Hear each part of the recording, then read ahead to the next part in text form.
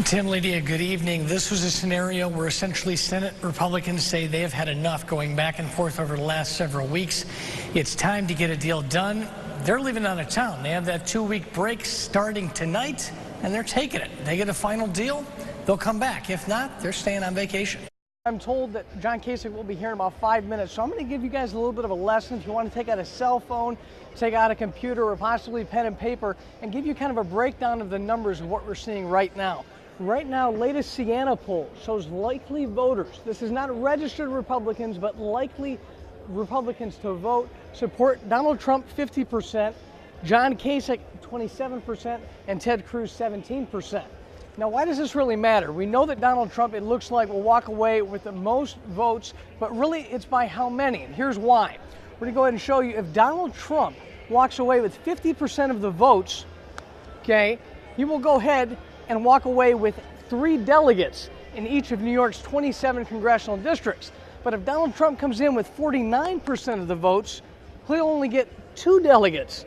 And those remaining delegates in each congressional district will go towards either John Kasich or Ted Cruz. Our Nick Perreault has been on budget watch all week long. And Nick, what can you tell us about the deals that have been reached and what still needs to be ironed out at this point? Well, Trishna, right now, let's just hit off the very key topics that they've already had an agreement to.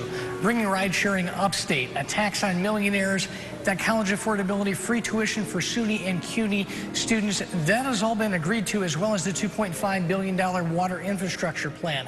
The big sticking points that still remain at this hour: raise the age of criminal responsibility, having those 16 and 17-year-olds currently charged as adults, regardless of the crimes committed. The sticking point the governor says there is who would supervise people once they are out of facilities. And in terms of education, that's another big sticking point. Right now, the governor, though, has a message for those school districts that are concerned. He is going to grant them the funding that they would receive under his proposal. That way they can plan for their upcoming budgets. Many concerned we heard all throughout the week as they hope to plan their own budgets in the next few weeks.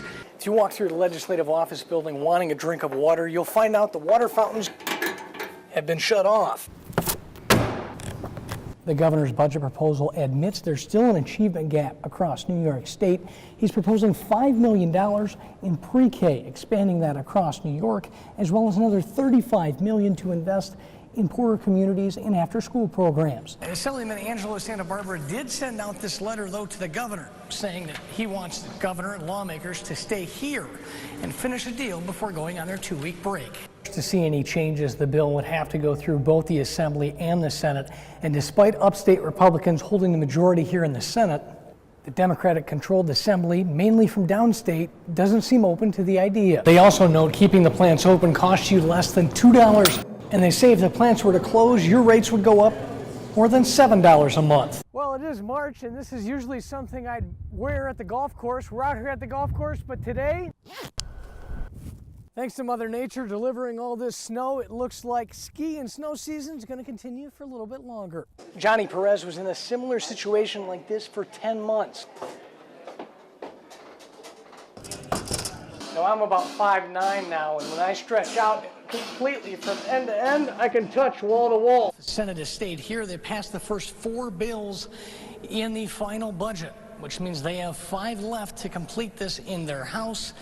But in terms of that, there's still those key outstanding issues they have yet to see, which is ride sharing, raise the age of criminal responsibility, the aid to education. So far this evening, they've dealt with direct care workers, wages for them, aid to localities to keep the governments running. Some issues that are important, but not those key ones we've been talking about for weeks.